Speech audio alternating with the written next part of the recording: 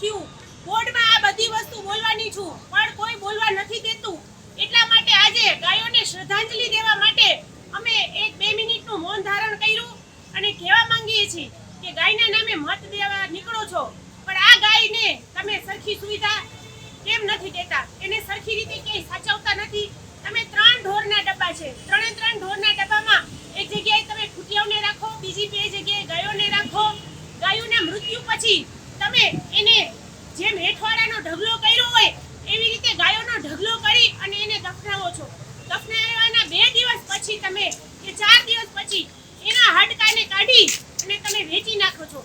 આ એક ગાયના હાડકામાંથી 1 મણ હાડકા નીકળે છે, એક ગાયમાંથી 1 મણ હાડકા નીકળે છે। તો આ 1 મણ હાડકાના ભાવ અત્યારે 20,000 રૂપિયા આલે છે। તો આવી રોજની 10 ગાયો મૃત્યુ પામે છે। તો આ 10 ગાયોના ક્યાં જાય છે? 10 ગાયોના રોજના 1 લાખ રૂપિયા લેખે મહિનાના 30 લાખ રૂપિયા ક્યાં જાય છે? જો આ બધું પોલીસ બોર્ડમાં એટલે સીધો બોર્ડ પૂરો કરી નાખશે। કોઈ જાતની ક્યાંથી નીણ આવે છે એનો જવાબ નથી દીધો, કોણ એમાં લગત અધિકારી છે એનો જવાબ નથી દીધો, ક્યાંથી ઘાસ આવે છે એનો જવાબ નથી દીધો, એનું ખાતર છે તો ખાતરના પૈસા ક્યાં જાય છે એનો જવાબ નથી દીધો। બસ ગાયોના નામે મત લેવું છે, ગાયોને અને ખૂટિયાઓને સરખી સુવિધા નથી દેતા। આ ગાયો રોડ ઉપર રખડે છે, મૂંગા પ્રાણીઓ રોડ ઉપર રખડે છે। શ્રાવણ મહિનો છે, શ્રાવણ મહિના છે, શ્રાવણ મહિનામાં આપણે મહાદેવની પૂજા કરીએ છીએ। મહાદેવના મંદિરમાં આપણે ખૂટિયાની પૂજા, નંદીજીની પૂજા કરી છે, કૃષ્ણ ભગવાનની પૂજા કરી છે। હમણાં બોરજોત આવશે, ગાયની પૂજા કરશી, મગ અને રોટલો ખાશી। પણ આપણે ગાય માટે જો કાંઈ કરી ન શકીએ તો એ બહુ શરમજનક વાત કહેવાય।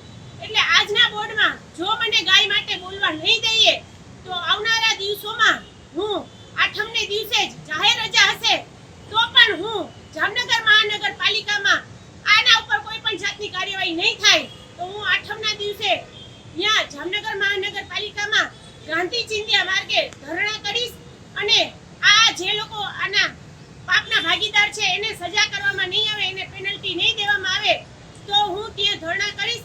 મને એ લોકો કહેશે કે ભાઈ અમે એને પેનલ્ટી કરી છે ત્યારે જ હું ત્યાંથી ઊભી થાય, સંતોષકારક જવાબ મળશે તો જ। આજે અમે ગાયોને શ્રદ્ધાંજલિ દેવા બેઠા છીએ। આજના બોર્ડમાં બોલવા નહીં દે તો કૃષ્ણ ભગવાનનો જન્મદિવસ હું મંદિરમાં ઉજવવાની બદલે જામનગર મહાનગરપાલિકામાં ઉજવીશ અને આ જામનગર મહાનગરપાલિકાઓને કહીશ કે ગાયો આજે કૃષ્ણ ભગવાનનો જન્મદિવસ છે અને આ ગાયોના હાડકાનું શું થાય છે? સરકાર પાસે એમઓયુ કરેલું છે તો એમઓયુ કર્યું છે તો એ હાડકાના પૈસા તમે ક્યાં નાખો છો? આજે મારો પ્રશ્ન ગાયને ખૂટિયાના મુદ્દે છે।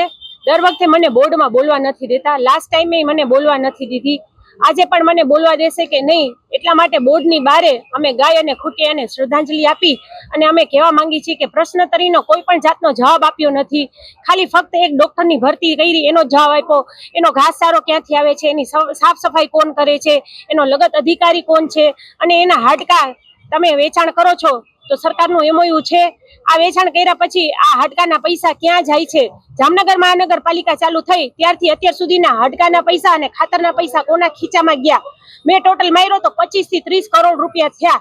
તો 25 થી 30 કરોડ રૂપિયામાં હું વિજ્યુલન્સ તપાસ કરું ને તો વિજ્યુલન્સ તપાસ વાળા બારોબારથી છે ને વયા જાય, એ લોકોને આની પહેલા મેં તપાસ કરાવી હતી તો બારોબારથી વયા ગયા હતા। એટલે આજે ગાયો અને ખૂટિયાને ન્યાય દેવડાવવા માટે એને સરખી સુવિધા આપે એના માટે બોર્ડની બારે ધરણા કર્યા છે અને મને બોર્ડમાં બોલવા દે એવી મારી માંગ છે। જો આવનારા દિવસોમાં આ ગાયો અને ખૂટિયા સાથે ન્યાય નહીં દે તો હું આઠમ મંદિરમાં ઉજવવાની બદલે જામનગર મહાનગરપાલિકામાં ઉજવીશ અને આ જે પાપીઓ છે એને સજા નહીં આપે, એને પેનલ્ટી નહીં મારે તો હું અહીંયા આઠમને દિવસે ઘરે નહીં જાઉં અને રાતના 12 વાગે આઠમની આરતી જામનગર મહાનગરપાલિકામાં જ કરીશ।